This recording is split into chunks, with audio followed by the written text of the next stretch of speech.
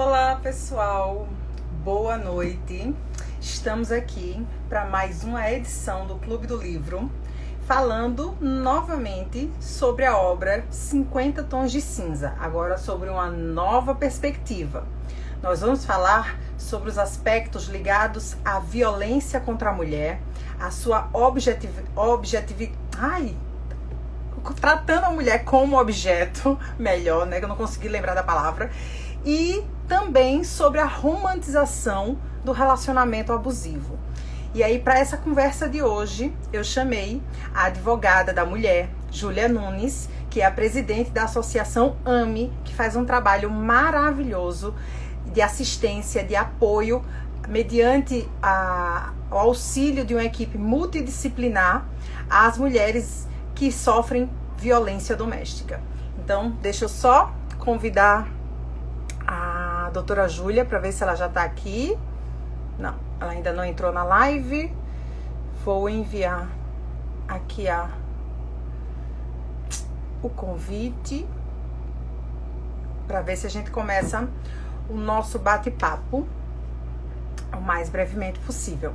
Estou ansiosa, confesso a vocês que quando eu li o livro provocado pela professora Larissa César para falar sobre a parte contratual e de direitos da personalidade de 50 Tons de Cinza, eu me espantei um pouco de certos aspectos que eu não tinha prestado atenção ou não tinha tido tanto destaque quando eu assisti o filme. E só lendo o livro foi que realmente aquele aspecto do relacionamento controlador, do relacionamento abusivo, da violência, da romantização dessa violência, me chamaram a atenção. Tanto é que eu confessei a Larissa que eu não iria nem ler o restante dos livros da sequência, né, da história, os 50 Tons de Mais Escuro, os 50 Tons de Liberdade, porque aquela leitura ela tinha me feito muito mal de ficar realmente, de eu me forçar a terminar o livro.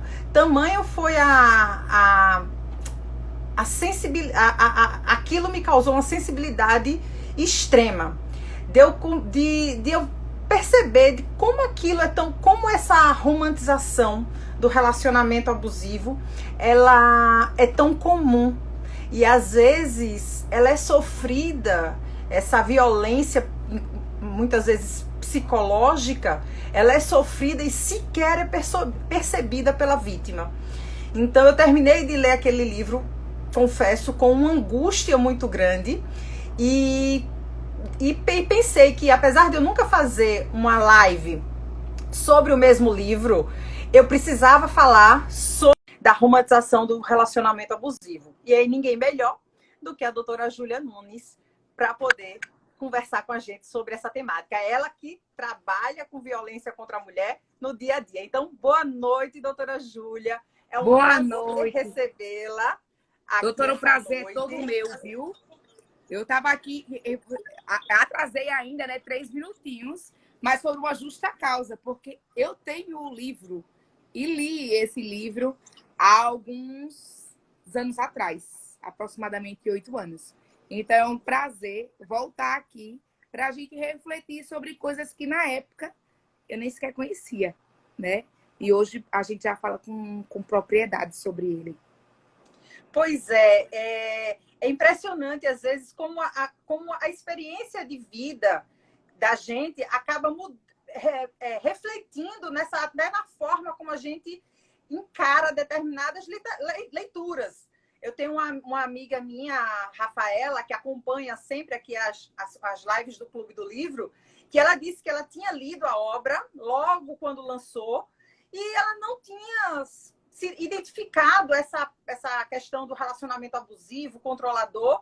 E aí, quando eu divulguei que iria fazer a primeira live com a Larissa César sobre o aspecto contratual e de direitos da personalidade, ela releu o livro cerca de 10 anos depois. E ela teve essa mesma percepção, essa angústia,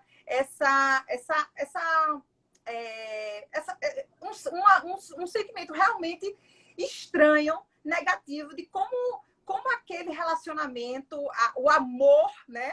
Ele é deturpado como a violência psicológica, ela muitas vezes é travestida de prova de amor. Perfeito. Eu estou fazendo o seguinte, já marquei aqui, aí se você puder fixar o tema da nossa live, dos 50 tons de cinza, eu vou aproveitar as pessoas que estão aqui para clicar nesse aviãozinho e encaminhar para as pessoas que esse livro foi tão lido e esse vídeo foi tão visto de uma forma tão romântica que agora a gente vai conseguir desmascarar essa realidade. E para poder desmascarar essa realidade, muita gente vai se identificar, como eu me identifiquei. Inclusive, eu até atrasei porque eu sou uma leitora há muitos anos, eu adoro o ler, tenho esse hábito, mas eu leio, risco e comento, não sei se dá para ver aí. Mas, tipo assim, o meu livro, ele é todo riscado. E durante a minha leitura desse livro, eu me identifiquei em muitos pontos, como, por exemplo, a questão da minha insegurança na época. Então, traz a identificação da mulher à procura de um salvador. E, por outro lado, para os homens que estão aqui, eu estou vendo que o Léo está aqui, inclusive, a gente tem que colocar outro ponto importantíssimo, que não é debatido e que não é discutido, que é a questão do homem ser poderoso com base no que tem.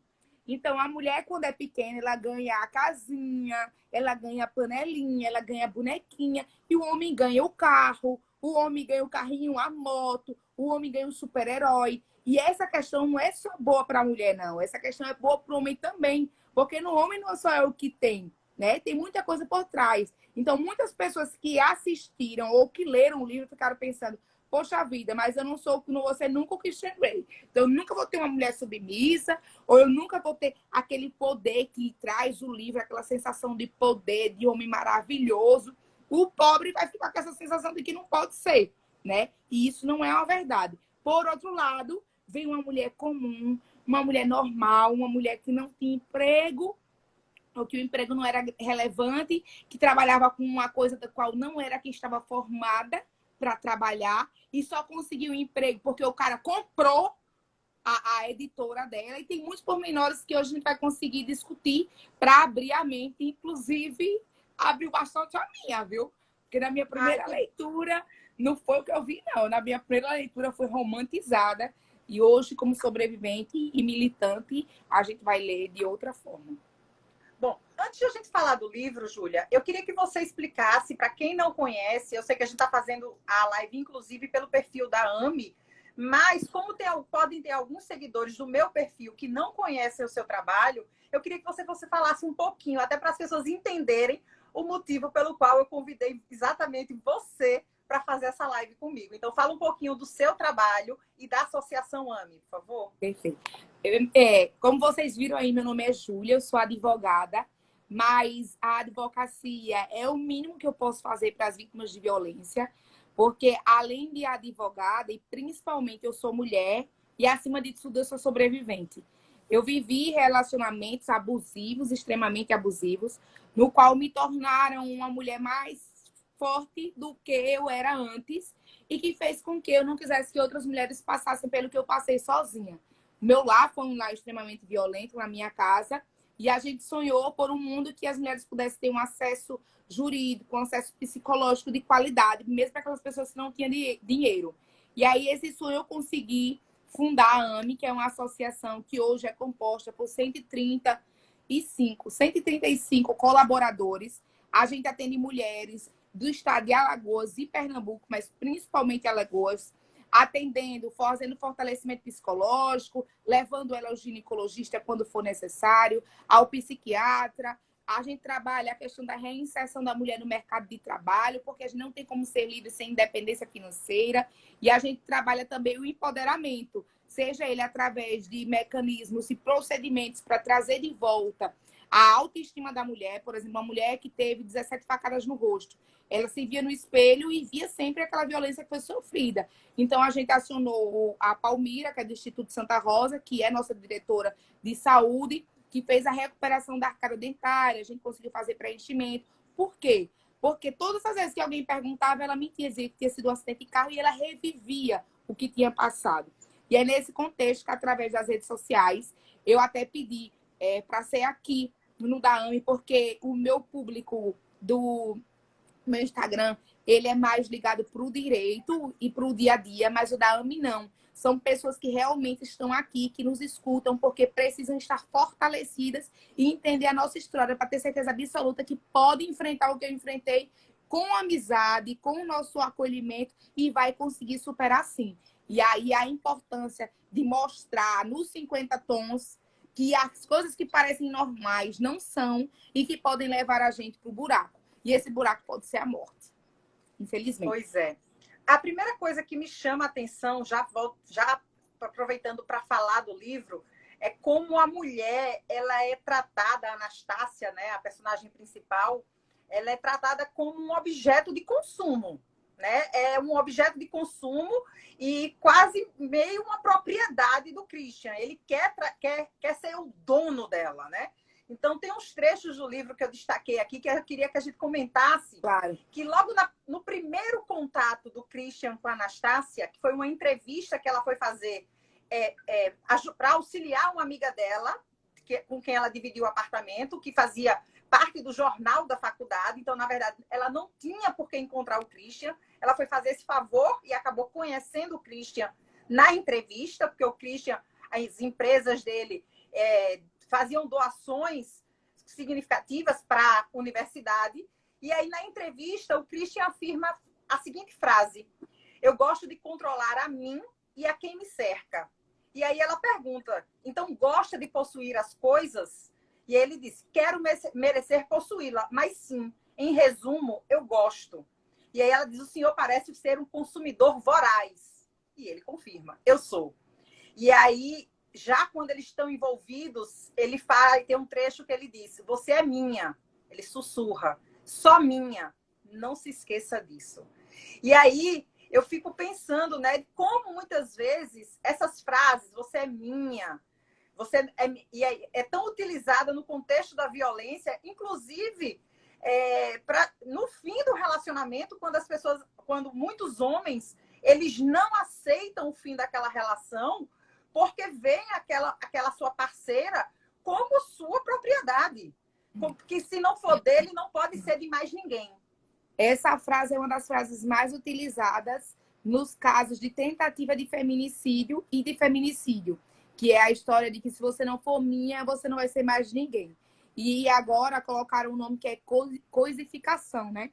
Coisificação da mulher. E quanto isso é uma realidade, que não é de hoje, que a mulher pode ser possuída, que a mulher pode ser comprada, até piadas são tiradas quanto a isso. Quando você vê uma mulher luxando em algum canto, você pergunta cadê o velho que está por trás dessa mulher. Essa coisa de que se você tem condições, você pode possuir, não é algo de agora, não é algo do livro, é uma realidade em que mulheres, infelizmente, são colocadas como objeto.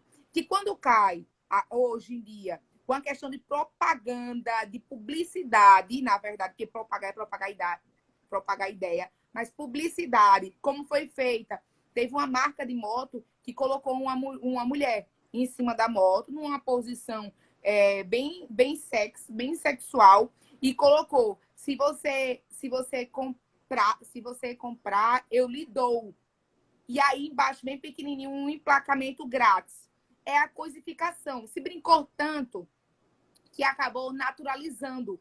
E o pior, o quanto a gente é domesticado, como a gente é criado, porque domesticado também é bicho, que no livro também traz muita gente com essa domesticação, como a gente é criado para ter também essa sensação de que a gente precisa de alguém para nos proteger, como a gente precisa de alguém que nos domine e que faça acontecer, porque isso trará a proteção, trará o equilíbrio, trará uma sensação de tranquilidade. É muito comum e é muito perigoso, porque é nesse contexto que hoje as mulheres, a maior parte delas, estão nas bases da empresa e não nas cabeças. Por quê? Porque ela foi tratada como algo que precisava de alguém por cima.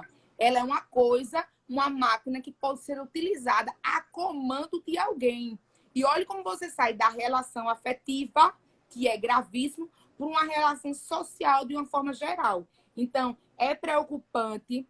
Do modo que ele coloca aí, ele se coloca como o cara, o maravilhoso, o poderoso. E essa sensação de poder, ela encanta, mas coloca a mulher como submissa, como frágil, como possível de coisificar, e nós não somos e não podemos permitir que isso aconteça.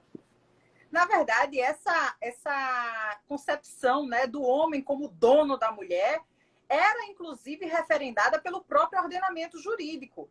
A gente pega o nosso Código Civil de 1916 e a mulher, quando ela casava, ela era considerada relativamente incapaz. Ela só podia trabalhar se o marido autorizasse, ela só podia viajar se o marido autorizasse. E essa é uma realidade que durou até o início da década de 60, né, com a promulgação de uma lei chamada Estatuto da Mulher Casada, em que a mulher ela não alcançou ainda a igualdade, mas ela passou a ser colaboradora do marido na chefia da família.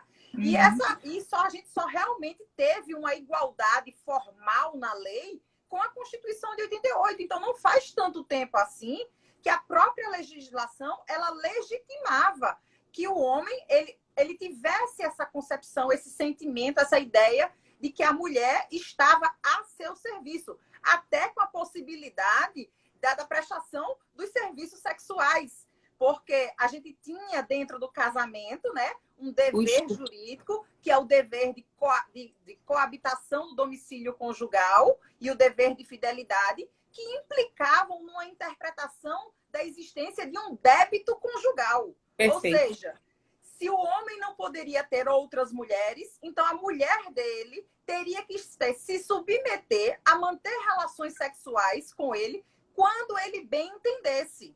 No livro traz muito isso. Mesmo contra a sua vontade. E antigamente, o estupro conjugal não era estupro, porque se entendia que entre marido e mulher não existe estupro. Na verdade, havia a obrigação. E ainda mais do que isso. Se não fosse marido e mulher, mas se uma mulher fosse estuprada e ele casasse com ela, eximia de pena, o que é uma coisa muito séria e preocupante. Ou seja, eu vou obrigar a mulher a ter um casamento com o seu próprio abusador. Se eu fui abusada antes, imagine depois o quanto que eu não fui abusada. E sobre essa questão de permissão, que inicialmente era dos pais, depois passava diretamente para o marido, ela é muito maior. Porque para a gente, na advocacia, por exemplo, foi necessário que um desembargador permitisse. Porque a gente podia até estudar, a gente poderia até se formar, a gente poderia assessorar, mas a gente não poderia advogar, porque o desembargador de Pernambuco tinha dito que a advocacia não era profissão para as mulheres. E hoje, nós provamos todos os dias que existe mercado, sim, igualitário para ambos os sexos. Pois é. Ela disse até, inclusive, essa sensação da coisificação da mulher, inclusive no ato sexual. Porque apesar dela sentir o prazer no ato, ela se questiona com relação à consequência, ao que se pretendeu com aquele ato, né? E aí ela diz que ela está relatando uma das vezes que manteve relação, não foi a primeira com ele, mas foi a primeira que ela recebeu ele na casa dela. E aí ela diz assim: foi a primeira vez que fiz sexo em casa. E quanto ao sexo, acho que foi bom a beça. Mas agora tenho a sensação de ser um receptáculo, um vaso vazio a ser preenchido como ele quiser. Porque aí depois da relação sexual, ele foi embora e aí ela ficou sentindo aquela sensação de ter sido realmente utilizada única e exclusivamente para a satisfação sexual dele. O que era uma verdade no início, né? E aí, assim, eu achei essa declaração muito forte de imediato, preocupante, porque nós, mulheres, fomos criados para, após você ter relação somente com a pessoa que você ama e que permaneça com você. E não é uma situação só dela. Existem inúmeras mulheres que se sentem mal, que se sentem angustiadas e, às vezes, até ofendidas depois da relação sexual que a pessoa some. E não é só sumir de ir embora, não. Às vezes acontece de você sair na balada, ter relação sexual com alguém e depois você começar a procurar se culpar, que é muito o que ela coloca. A autoestima baixa coloca ela como coisa. Então, peraí, eu satisfiz ele, eu não levo em conta o que eu satisfiz, eu levo em conta que ele se satisfez e que se ele for embora é porque eu não tenho valor. E isso, gente, pode não parecer de imediato algo sério. Você lê assim por fora, pode não parecer, mas isso pode ser um gatilho para uma depressão. Isso pode ser um gatilho ou uma espécie de violência psicológica. Porque a violência psicológica não vai estar lá escrito ir embora depois do sexo é violência psicológica. Não, mas é o modo como você se sente após uma ação, uma atitude ou uma fala do outro. Então, eu consigo ver hoje desta forma.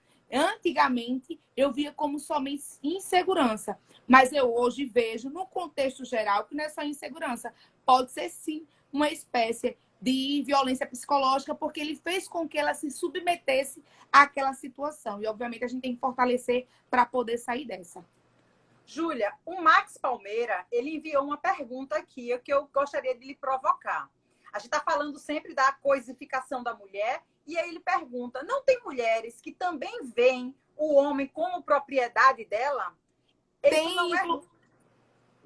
Finalize. Ele disse, não é romantizar também? Ele trouxe a perspectiva masculina. Não, perfeito. E ele fez isso porque ele sabe que eu também já fui assim.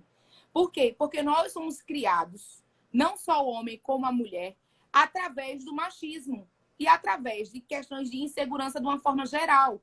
Então, obviamente que não existe o homem machista, existe a mulher machista também nesse contexto. O grande problema é que a nossa evolução tem que ser para respeitar a liberdade do outro, que ajudar como ele ajudava, ou mandar flores, tem uma parte do livro que eu até risquei, porque na minha leitura aqui eu só risquei as partes boas na época. Agora eu vou reler para riscar as partes ruins. Que ele pergunta para ela, porque ela não contou que ela estava num local inseguro, que ele iria lá ajudar ela. Por que você não me contou dos seus medos, das suas inseguranças, que eu iria aí para poder ajudar? Então, o que a gente procura hoje é que a relação entre o homem e uma mulher seja de igualdade, sem possessividade.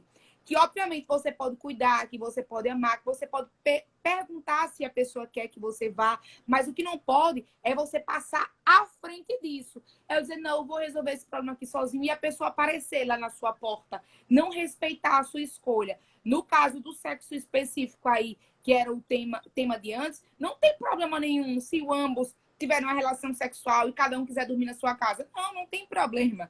Cada pessoa tem uma forma, desde que essa não seja imposta pelo outro. No livro, o Christian, ele era uma imposição dele, que era ter relação sexual e depois simplesmente ele ir embora para que ela não tivesse o contato afetivo. Obviamente que no início, depois ele se apaixonou. E aí vem aquela questão, não, eu vou tolerar, porque a menina tolerou, a Anastácia tolerou, aí a Branca, a menina da Bela e a Fera, a Bela tolerou, aí eu vou tolerar tudo daquela pessoa, porque um dia ela vai se apaixonar por mim, né? Só que ela vai se apaixonar por mim, ela já acabou com a autoestima dela, ela já não sabe como se vestir, ela não sabe mais como se comportar, ela não sabe mais para onde ir, ela se sente sem nada, tipo assim, se ele tiver comigo vai dar certo, se ele não tiver, vai dar errado. E é isso que a gente fala, serve para o homem e serve para a mulher, porque apesar de eu ter vivido relacionamento abusivo, eu já fui abusiva. Eu já fui de procurar,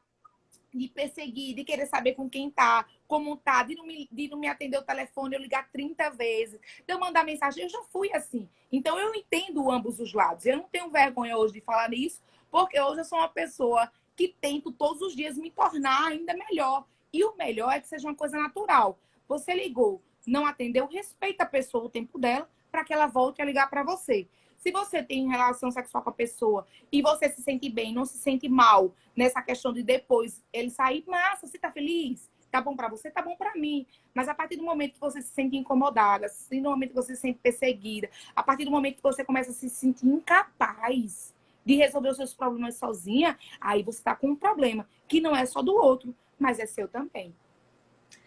Eu acho interessante a gente deixar isso bem claro, que o relacionamento abusivo, ele é praticado por ambos os gêneros.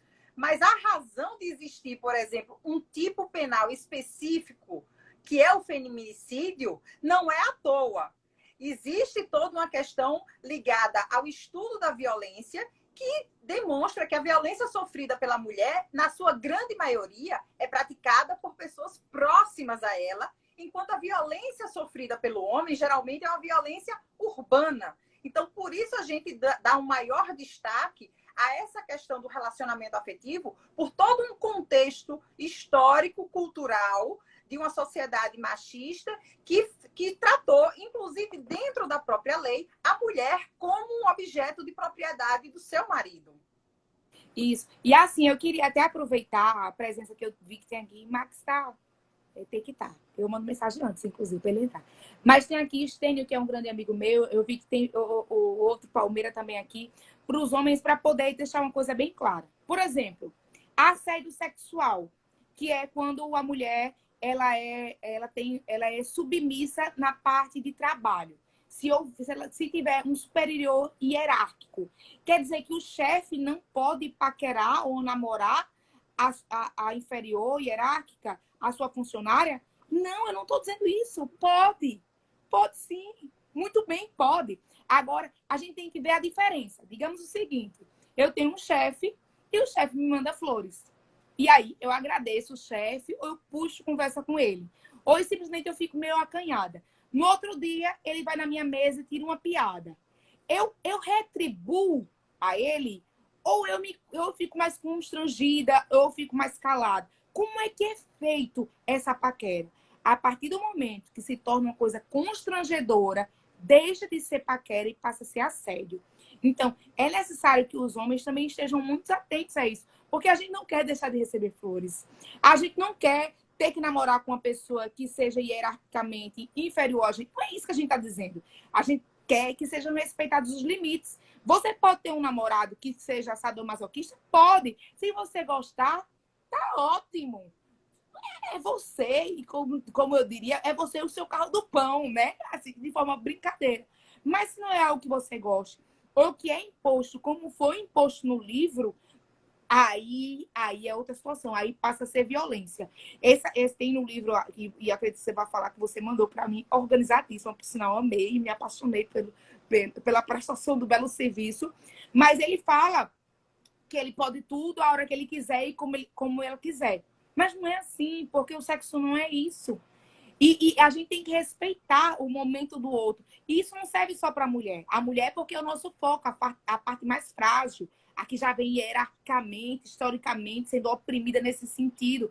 Mas serve para o homem também. Porque o homem não pode simplesmente chegar um dia, a mulher tá afim, o homem dizer que não, e vai dizer que ele tá com um amante. Ou que ele não é mais homem. Então, aqui, aproveito os homens que estão presentes para que a gente possa fazer o meio termo, mas a nossa preocupação maior é porque a mulher acha isso normal. A gente tem um caso hipotético, porque aqui eu não posso contar esse caso específico, de uma mulher de outro estado que fugiu para um estado vizinho. Por quê? Porque o marido estava obrigando ela a ter relação sexual, ela era casada há mais de 40 anos, procurou o orientador espiritual e ele disse para ela que sim, ela tinha a obrigação de fazer e satisfazer o marido. Porque o que não tem em casa, procura na rua. Eu digo, que local nós estamos? Graças a Deus, a Lei Maria da Penha existe. Existem mulheres como nós duas para gritar aqui, que se você tiver afim, faça. Se você não tiver afim, não faça. Se você tiver seu tempo, respeite você casado, você namorando, não interessa. Se o tapa na bunda lhe faz mal, proíba. Entende? E a repetição que vai fazer a diferença. Mulheres e homens que são casados, que o homem não quer usar a camisinha. Se a mulher quiser usar a camisinha, o cara não quiser, também é violência sexual. E é necessário que a gente fique bem atentos nisso tudo. Essa parte de forçar a violência, a prática do ato sexual, fica muito bem claro, fica muito claro no contrato, né? Que eles fazem um contrato de submissão, né? Em que a Anastácia, ela aceita ser submissa. E esse contrato, ele é muito contraditório na minha percepção, porque ele diz o seguinte, quando ele vai falar e tentar convencê-la, né, porque ele é adepto dessas práticas sadomasoquistas, ele diz que aquele contrato, apesar dela ser submissa, não é exclusivamente para a satisfação dele.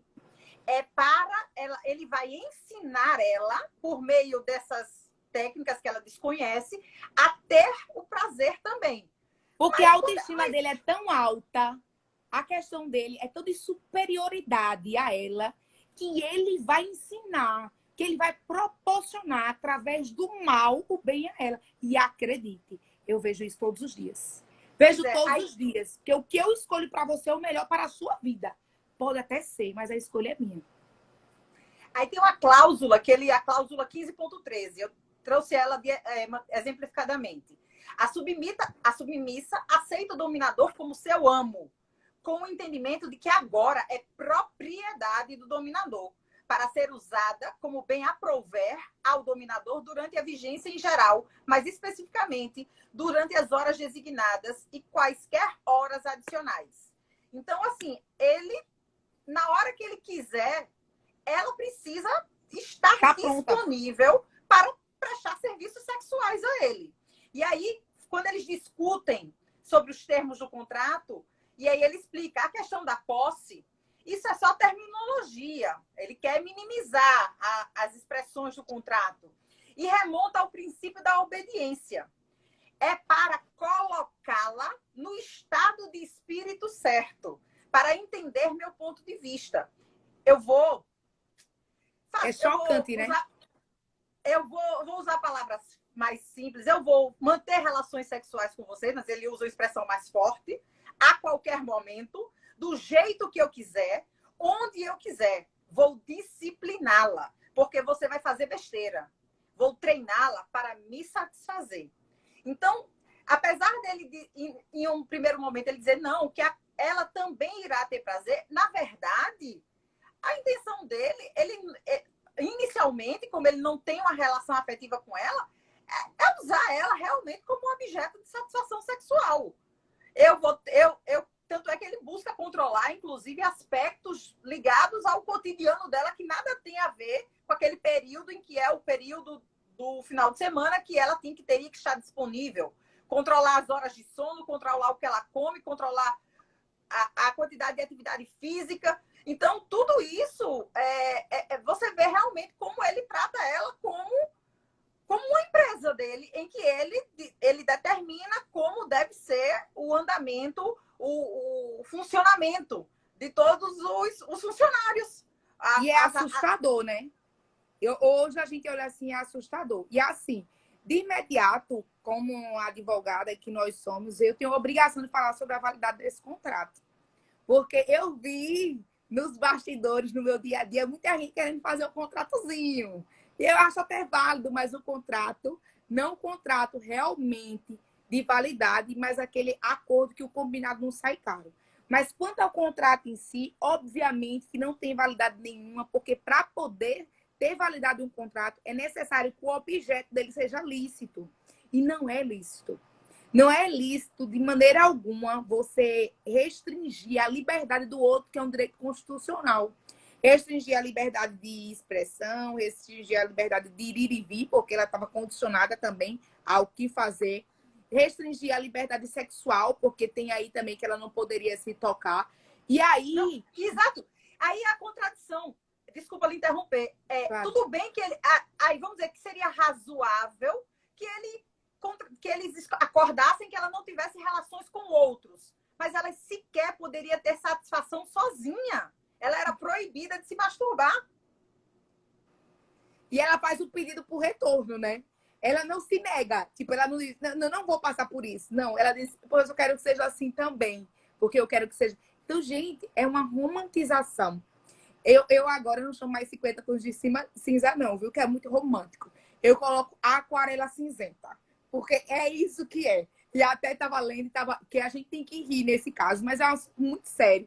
Do quanto a gente leu isso achando o máximo. Tipo assim, ele é poderoso. Ele é o cara que vai fazer, que ele vai fazer acontecer. Mas vai ter o dia que ela vai acordar menstruada, vai ter o dia que ela vai acordar sem vontade, vai ter o dia que ela vai dormir chateada e ela não tem uma obrigação. E nisso aí, o que mais me preocupava era a questão do castigo. Então, o que é o estupro? O estupro é o ato de conjunção carnal ou ato libidinoso praticado sem a vontade mediante força ou grave ameaça. Então, para mim, isso é uma grave ameaça. De você ser... levar chicoteada. E é grave ameaça. Para mim, é grave ameaça. Agora, a importunação seria contra a sua vontade. Se ele não ameaçasse, mas se ele fizesse contra a sua vontade, você tivesse caladinha. E poderia ser até a masturbação dele. Aí seria importunação. Então, a gente está lidando num contrato que quer validar 2 crimes graves, gravíssimos, que fala sobre a liberdade sexual, principalmente da mulher, e que está dentro do Código Penal. Então, me preocupa, porque quando eu li de uma forma romântica, e eu amei o livro, mas que muitas mulheres, depois da leitura, procuraram o Christian Grey, né? Um homem que disse assim, não, mas se o cara um dia chegou em casa e fez isso comigo, é normal. Porque ele tem tesão por mim. Porque ele tem amor por mim. Porque ele me quer, ele me deseja. E não é isso, coleguinha. Não é isso. Ele está suprindo uma necessidade que é dele. Se ele lhe amar, se ele lhe desejar, ele vai respeitar o seu tempo. Do mesmo jeito que você respeitar o dele. Então a gente tem que parar dessa historinha que, ai, que lindo, que não sei o quê. Não é. Isso é estupro. É o pior tipo de crime que existe. Meu ponto de vista. Pois é. Você até tinha falado a questão do controle, né? De ser uma pessoa controladora, de ligar várias vezes. E aí isso fica muito claro também no livro. Acho que no filme não é tão explorado, mas no livro essa parte controladora dele fica. E aí ele diz, ela relata um trecho que ela diz o seguinte: pega o telefone, 5 ligações perdidas e uma mensagem de voz. Timidamente ouça a mensagem. É o Christian. Acho que você... Aí a mensagem dele é: acho que você precisa aprender a lidar com a minha expectativa. Não sou um homem paciente. Se diz que vai entrar em contato comigo quando sair do trabalho, você deveria ter a decência de fazer isso.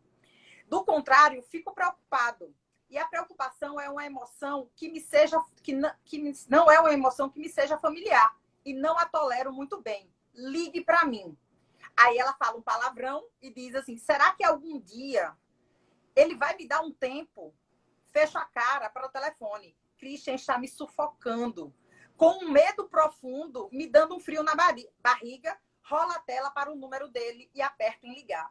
E aí, isso é tão comum a gente ver, de as pessoas entenderem que esse controle, na verdade, não é controle, é preocupação. Ou então, e aí você vê que ao mesmo tempo que ela se sente mal de não ter um mínimo de espaço, ela chega a ter medo da reação dele ao entrar em contato, porque ela não fez exatamente aquilo que ele tinha determinado. Verdade. E o frio na barriga, esse controle fora do comum, é uma coisa assombrosa. Isso faz com que a mulher modifique sua personalidade, que cumpra com as regras impostas por ele e acabe se anulando.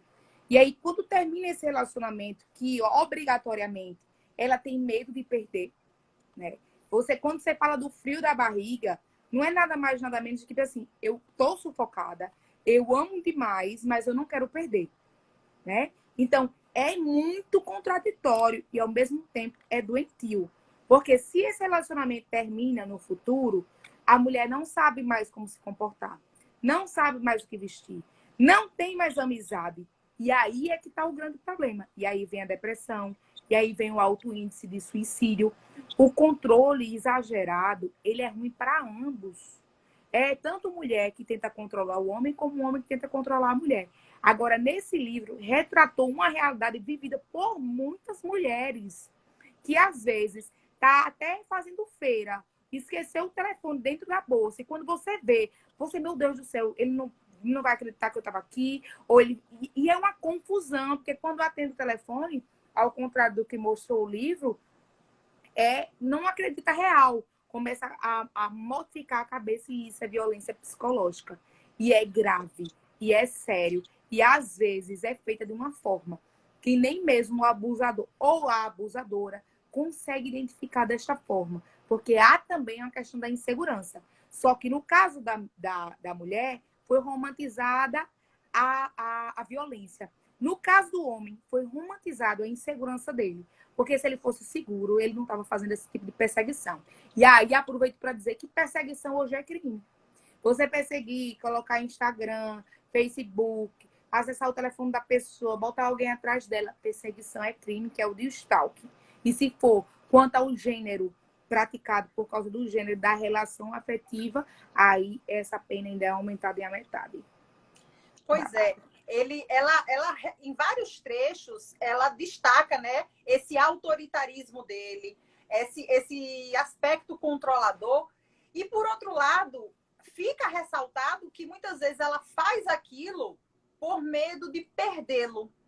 Ela tem uma autoestima tão baixa que ela diz, não, eu preciso me submeter àquele relacionamento que não é o relacionamento que eu idealizo como um relacionamento afetivo, mas eu não posso ficar sem aquele homem. Então, ela vai de encontro àquilo que a faz feliz, ela se submete a uma situação que lhe deixa desconfortável para poder deixar o outro confortável. E aí ter a possibilidade de desfrutar da companhia, ter o prazer de estar com ele. E isso é muito comum nas relações abusivas, né? Muitas vezes você tem pessoas que têm problemas de autoestima e que aí muitas vezes esse controlador, abusador, ele utiliza desse argumento, se eu tô com você, mas eu tô com você e ninguém mais quer estar com você, ou então eu tô com você por pena, ou então só eu amo você, se eu largar você, você não vai arrumar mais ninguém. E aí você vê... Ou pode fazer até de uma forma mais sutil. Ninguém vai te amar como eu te amo. Isso é muito mais sutil, mas vai ficar no seu subconsciente. Talvez a forma de amar que esteja errada aí, não o amor, né? Sim. A forma de amar e como a gente precisa modificar essa realidade do nosso dia a dia. Com pequenas atitudes. Por mais que você tenha medo, e aí eu falo para muitas mulheres que vivem isso, por mais que você tenha medo de perder, é necessário limitar. O limite é necessário para tudo na vida da gente. E principalmente o limite do outro. Porque o que hoje você acha que é um carinho, o que hoje você acha que é uma atenção, o que hoje você acha que é zelo, pode no futuro lhe destruir. Mas destruir o seu emocional, destruir a sua autoestima. Você vai começar a se sentir incapaz sem a pessoa. E eu digo isso porque eu passei por isso. Eu não conto só o que eu vejo todos os dias, não. Mas o índice de depressão após o término de um relacionamento que estava nesse nível, ele é altíssimo. Porque você não sabe mais o que você vai fazer. E você achava que o seu mundo estava resumido àquela pessoa. E demora para você cair na real. Então, ao primeiro ponto de abuso, ao primeiro sinal de controle, não de cuidado, porque cuidado todo mundo cuida, é necessário você dar um basta. Por mais que você ame, por mais que você respeite, por mais que você admire, que eu acredito que também o amor é questão de admiração, é necessário que você se priorize. E se priorizar é hoje limitar o outro. É você não deixar de fazer o seu trabalho, é não deixar de ter sua vida pessoal, de ter sua rotina, de ter suas amizades. Eu vi que no livro, eu lembro de uma parte perfeita, que ela vai tomar um drink com uma amiga e ela mente para ele. A que ponto nós chegamos? A gente tem que estar mentindo uma coisa que não tem problema nenhum, simplesmente para não deixar o outro chateado. E aí, você fica com angústia, como ela ficou. É uma angústia muito grande dentro da gente, que, poxa, você queria estar com um amigo ou com a amiga, mas você não quer causar o mal, você não quer perder aquela pessoa, e aí você fica numa bola de neve, e sua cabeça já nunca para de saber o que é certo e o que é errado, nesse contexto.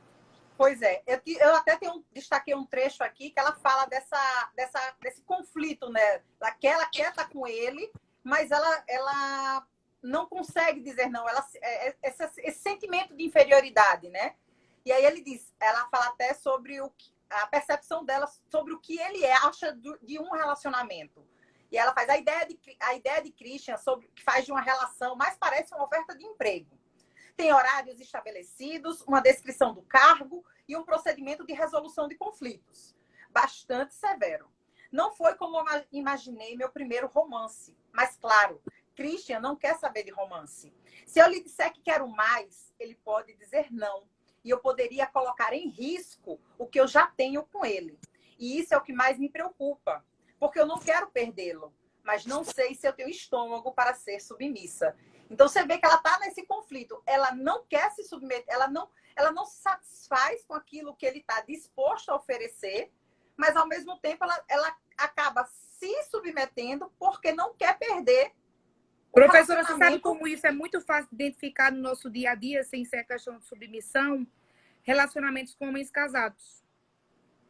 Muitas mulheres se submetem a ter um relacionamento com homens casados que não podem fornecer o que ela gostaria, mas simplesmente pelo fato de não conseguir ficar sem eles.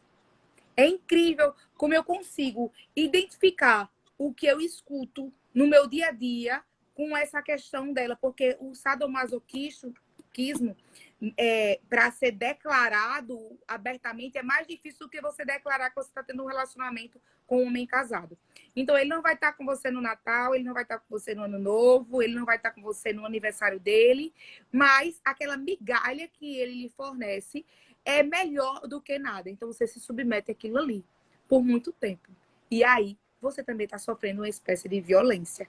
Obviamente que tudo na vida da gente é escolha.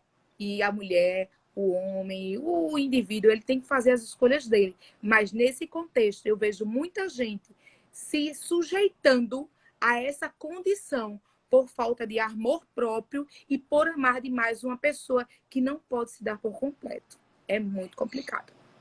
E essa falta de amor próprio, inclusive, reflete também na tentativa dele mudar a postura dela, o modo dela, a própria personalidade dela. E aí tem um trecho que ela questiona, né?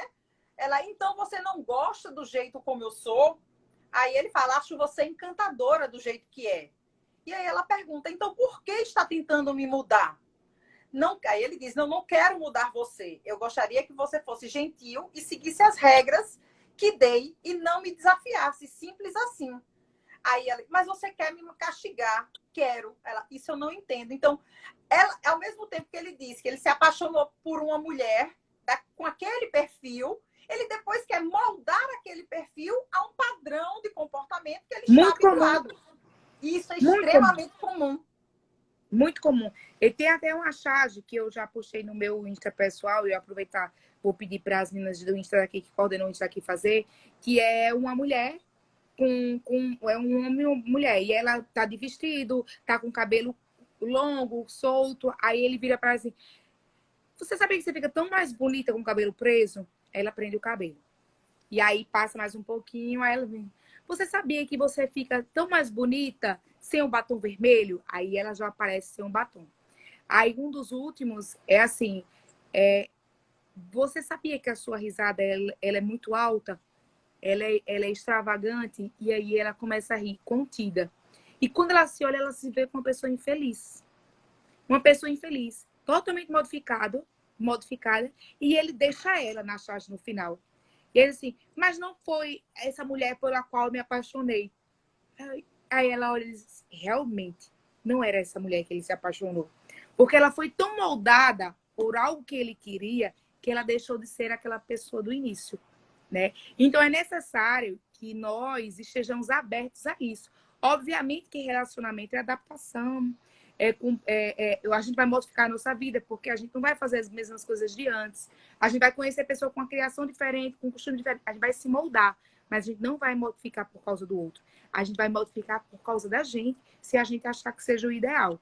Então, isso a gente tem que ter muito e muito cuidado. Pois é. E aí a gente chega num ponto muito importante, que é a parte da violência realmente física que a Anastácia sofre, né?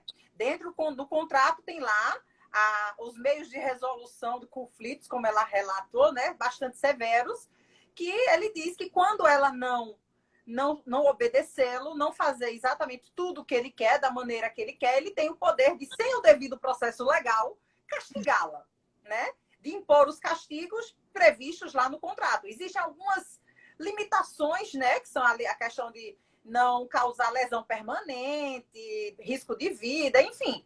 Alguns critérios bem altos, mas... O mínimo que poderia ter, o mínimo. Né? Mas ele deixa claro, né? Que no primeiro momento, quando eles ainda não estão se conhecendo, ela meio que está conhecendo a personalidade dele, e que ele briga com ela, aí ele até fala assim, você tem sorte por eu só estar repreendendo você. E ela não entende, ela faz, como assim? Aí ele disse, bem, se você fosse minha, você ficaria uma semana sem conseguir sentar depois do que aprontou ontem. Você não comeu, tomou o porre e se arriscou. Isso porque ela foi para um bar, bebeu, ficou embriagada, não fez nada demais e ligou para ele, bêbada, querendo que ele fosse vê-la. Mas ela, ao ficar embriagada, ela se colocou em risco, ficou numa situação de vulnerabilidade que poderia, inclusive, né, dar espaço para que outros homens pudessem enxergar nela, né? E aí usufruir do objeto do desejo do Christian Grey. E aí ele diz, a sorte dela é que ele só está brigando, só está repreendendo, só está dando um carão. Como se ele pudesse fazer isso. É uma ameaça. É violência psicológica, mas é ameaça. Ter o controle da autonomia dela de tomar um porre com as amigas, com os amigos. Mas ele disse, mas se você já fosse minha, ou seja, se ela já tivesse assinado o contrato, ela estaria... Se ela tivesse tornado uma coisa... Ela já teria sofrido uma violência física. Ele disse, ficaria uma semana sem conseguir sentar. O que é a violência contra a mulher? Né? E aí a gente tem que entrar. E a violência contra a mulher é da Lei Maria da Penha. Ela fala sobre a morte, fala sobre causar dor ou causar sofrimento. E aí esse sofrimento, ele pode ser o sofrimento sexual, pode ser o sofrimento social, pode ser o psicológico, pode ser o moral. E aí, nesse contexto, a gente vê vários deles, né? Então, obviamente, que se encaixaria perfeitamente na Lei Maria da Penha o que ele estava fazendo. Porque tem ameaça, tem esse causar a sensação dela de angústia, o medo e tem até a violência física que ficou um pouquinho mais para frente depois que ela assinou, né? Mas tudo isso é violência e se enquadraria perfeitamente no caso de Maria da Penha. Pois é, o contrato, como eu disse, ele é super contraditório, né? Tem duas cláusulas aqui sobre essa parte da violência, dos castigos, que eu queria destacar. A cláusula 15.21 diz o seguinte: a submissa aceitará ser chicoteada, açoitada, espancada, bengalada ou surrada ou receber quaisquer outros castigos que o dominador decidir aplicar, sem hesitação, questionamento ou reclamação. Mas na cláusula 18, ele diz o seguinte: o dominador e a submissa reconhecem que o dominador pode fazer exigências à submissa que não podem ser satisfeitas sem que ocorram danos físicos, mentais, emocionais, espirituais ou outros na hora em que as exigências forem feitas. Nessas situações, a submissa pode usar uma palavra de segurança. Agora, como é que você é chicoteada, açoitada, espancada, bengalada, surrada, sem que isso lhe cause danos físicos, mentais, emocionais, espirituais?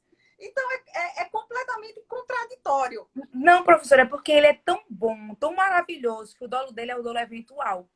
Assim, que ele pode fazer absolutamente tudo, que ele é tão incrível, tão poderoso, que feito por ele não causará nenhum tipo de dano. Muito pelo contrário, causará prazer. E aí é que está o problema.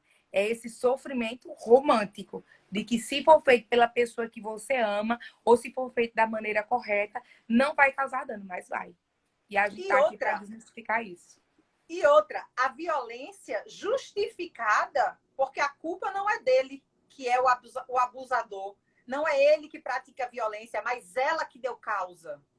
Ela que não se submeteu, ela que não cumpriu as ordens dele. Então, a mulher ainda ela sofre a violência e muitas vezes ela se sente culpada de ter provocado aquela violência. Mas isso é o ciclo da violência.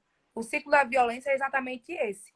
Ele comete o ato e aí logo em seguida ele vai culpar, justificar de alguma forma. Se você não perdoar, ele vai se desculpar, se arrepender e começar tudo de novo.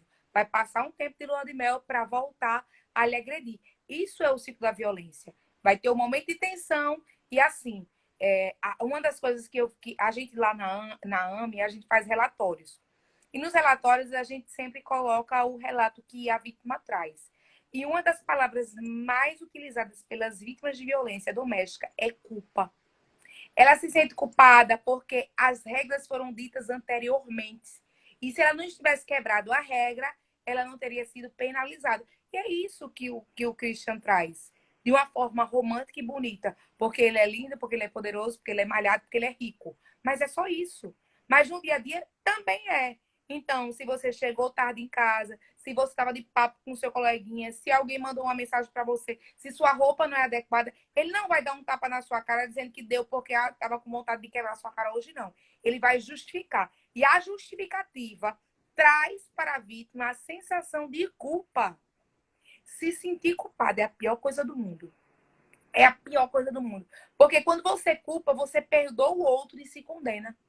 A culpa é a condenação da pessoa com consciência. Porque o agressor, ele sempre vai culpar você por qualquer... Ele vai culpar você pelo fim. Ele vai culpar você por apanhar. Ele vai culpar por você ter se tornado outra pessoa. Ele vai lhe culpar por tudo.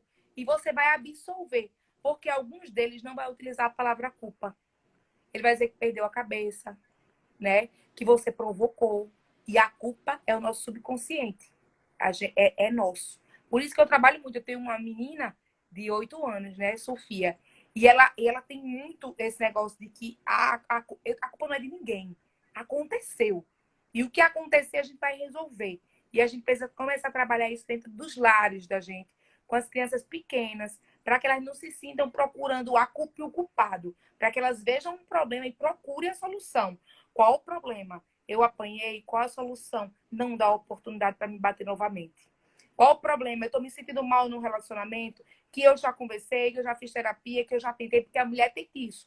A mulher, ela tem que utilizar todas as formas e métodos possíveis até não ter mais condição e ter que terminar com o relacionamento. Então, ela vai fazer de tudo. Depois que ela fizer de tudo, só sobrou uma coisa que vai funcionar. Ela se culpar pelo erro que foi do outro, ou que foi do casal, ou que pode ter sido até dela, mas não foi com maldade. E a gente precisa estar muito ligado nisso para poder modificar essa realidade. Do pequenininho de casa até as pessoas, como a Lude, que está aqui, que trabalha também fortalecendo o empoderamento feminino, de que não é culpa. Você tem um problema e você precisa resolver. Acabou. Não, além da culpa em relação ao parceiro, a gente ainda tem também o problema da culpa que a sociedade impõe a essa mulher vítima de violência. Então é muito comum, muito comum, né, ouvir assim, e por que ela apanhava e por que ficou tanto tempo? Porque ela gostava de apanhar, então. Porque gosta. Muito. E assim, quando você chega dentro de uma delegacia para formalizar uma denúncia, você diz assim, e eu já acompanhei uma vítima, você foi vítima de estupro, e a gente tenta fazer o máximo para não se machucar. Mas onde era que você estava? E sempre sempre há perguntas capciosas para que a mulher se sinta culpada. Quando não, apanhou. Tá uma confusão. Mas como foi que começou isso? Não interessa como começou, tô com a mulher violentada. Ela pode ter esculhambado ele, não daria o direito dele quebrar a cara dela.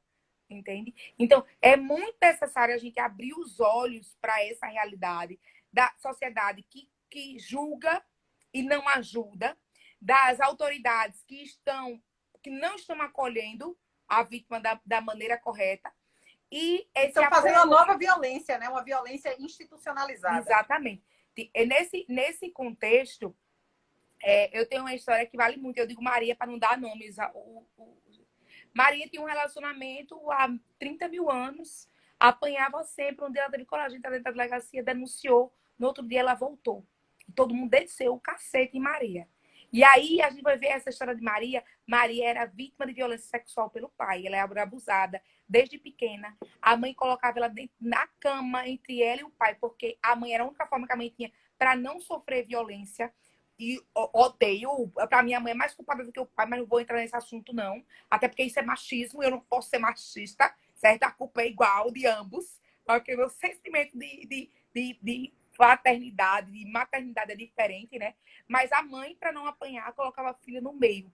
E isso de colocar a filha no meio, o pai abusava.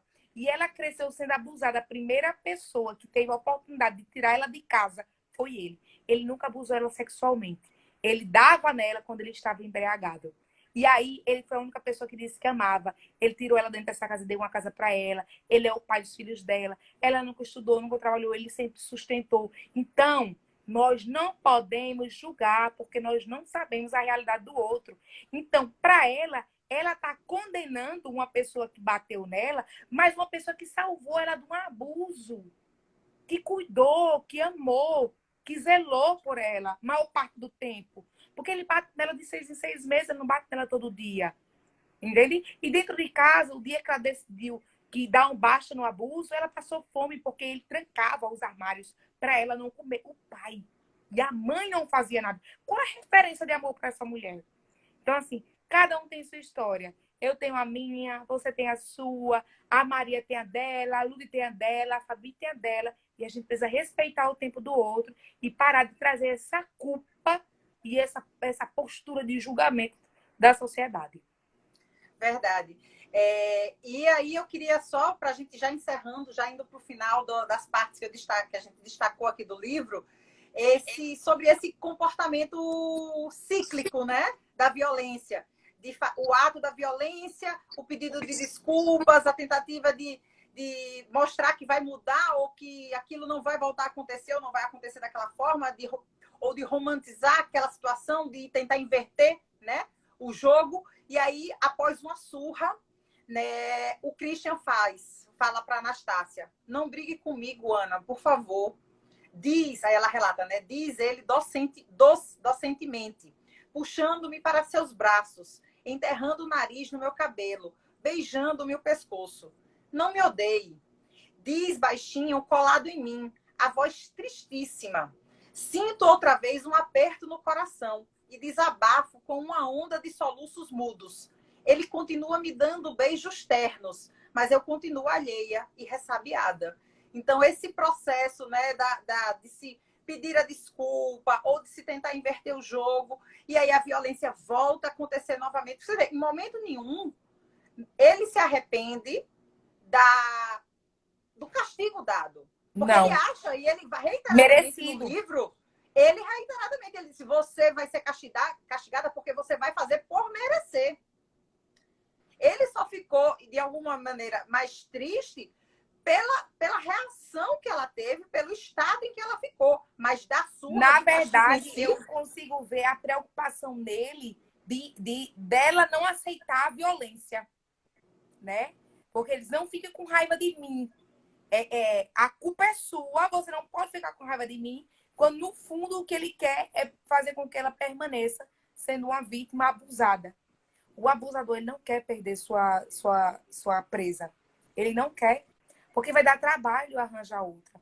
E por outro lado, a mulher tem medo do novo. E aquela dor ali ela já conhece. Então ela paralisa para poder sentir e saber que vai conseguir sobreviver àquilo ali. Então, gente, é nesse contexto que eu digo para vocês, como sobrevivente, como fundadora da associação, não como advogada, que terminar um relacionamento abusivo é difícil. Mas mais difícil ainda é não se meter em um novo. Porque a gente sai de um relacionamento abusivo com traumas gigantescos. O abusador não vai chegar pra gente dando tapa na cara da gente, ele vai chegar como protetor. O abusador tem suas qualidades, como nós também temos qualidades e defeitos. E a gente vai lutar o resto da vida para que ele se torne o que ele era no início, quando na verdade ele não vai se tornar. E aí, além dessa luta, quando você realmente vê que não tem mais como, você tentou absolutamente tudo, você não conseguiu e realmente você vai terminar, porque sua vida, a sua saúde mental ou física está totalmente em risco, você sai e aceita qualquer coisa. E a qualquer coisa, normalmente, traz também a abusividade, porque nós procuramos o mesmo perfil. Eu sou uma mulher muito forte, então eu procuro um homem mais forte que eu. Mas talvez esse homem mais forte que eu, ele seja um dominador e um abusador. E aí a gente não pode aceitar isso.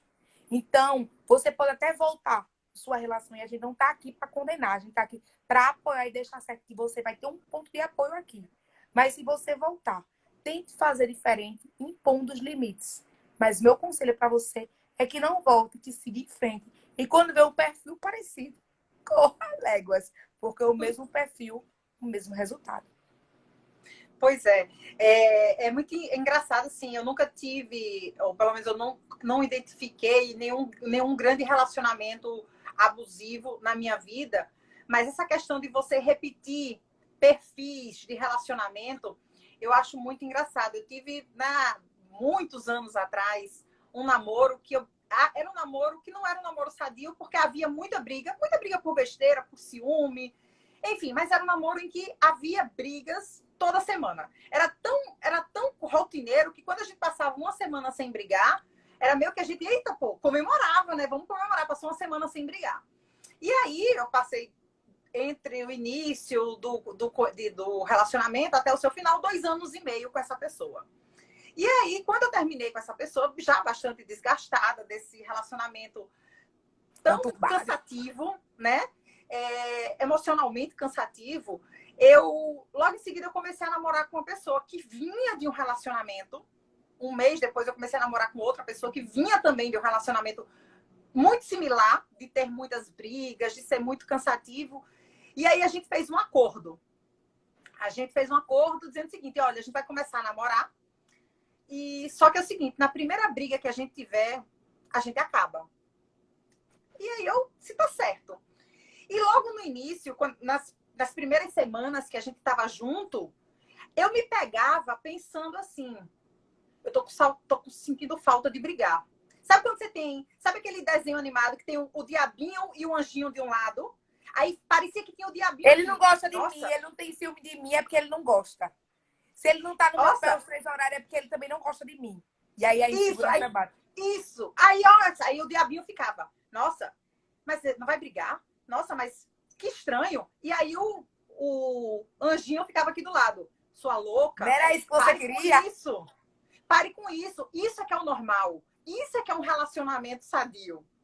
Caraca, e aí... é muito bom isso. E aí, você assim, agora identificar e poder dizer assim, gente, isso é um relacionamento saudável. Você pode nem ter amado essa pessoa, mas tipo assim, você sabe o que é um relacionamento saudável. Pois é, aí o namoro nem durou muito, tal, mas realmente na primeira briga a gente terminou. E aí cada um seguiu o seu canto, na verdade. E aí, mas assim, a percepção que você tem, a autoanálise que você precisa fazer de que será que eu não estou repetindo tudo aquilo que me incomodava no meu outro relacionamento? De você saber fazer essa percepção também é muito importante. Muito. Porque não é só... Porque eu estava vendo uma aula do professor Pablo Stolze, e aí ele citou um livro de Balzac chamado O Contrato de Casamento. E aí ele, na aula dele, ele estava falando que um amigo encontra outro, né? E aí todo alegre dá a notícia, eu vou me casar. E aí o amigo que recebe a notícia fica meio ressabiado e disse, você vai se casar? Você já pensou? Você tem certeza disso? Meio que assim, você já viu o que o Código Civil fala sobre o casamento? E aí, na verdade, o amigo que dá a notícia do casamento, ele faz uma reflexão. Que, na verdade, o problema não está no casamento, que está na crise das pessoas, que é muito fácil nós culparmos os outros pelo nosso sofrimento, pelas nossas frustrações. E é muito difícil fazer essa autoanálise, de você também identificar qual foi o seu erro no relacionamento. Você pode não ter sido abusadora, você pode não ter sido controladora, mas qual foi o comportamento que você fez que também permitiu que você acabasse, não que você permita, que a violência pode acontecer de qualquer forma, mas muitas vezes a vítima, ela também se coloca numa situação... né? Porque você não cessou a agressão. Que a gente pode cessar. Ao menos tentar acessar. Isso. Identificar esse comportamento, essa reiteração desses relacionamentos. Porque você já viu que é um tipo de relacionamento, um perfil de relacionamento que não vai dar certo, que não lhe faz feliz.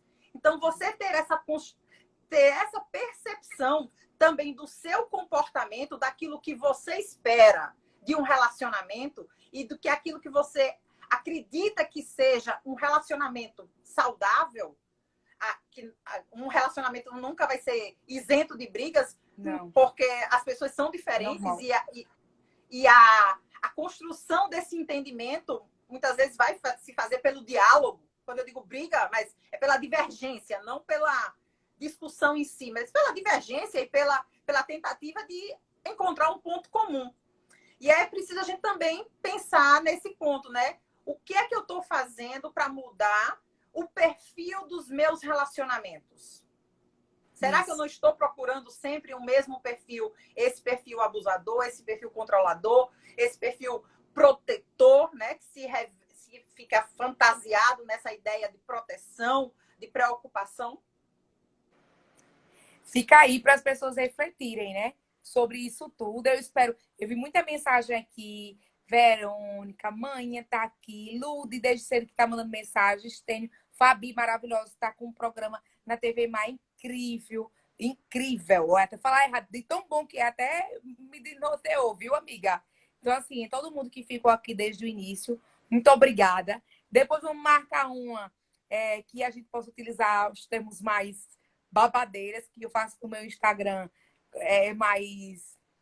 mais povo, aqui a gente respeita mais os termos técnicos, que querendo ou não, é a nossa instituição que tem que acolher e está pronta para acolher. Agradecer demais toda a sua fala, dizer que foi um prazer conhecer, depois que passar essa pandemia, a gente volta. Pedir desculpa porque eu estava sentada, depois fiquei deitada, mas eu tô com um problema na coluna, sofri um acidente. E para mim, uma hora eu fico aqui puxo para o outro, tô tentando me ajeitar.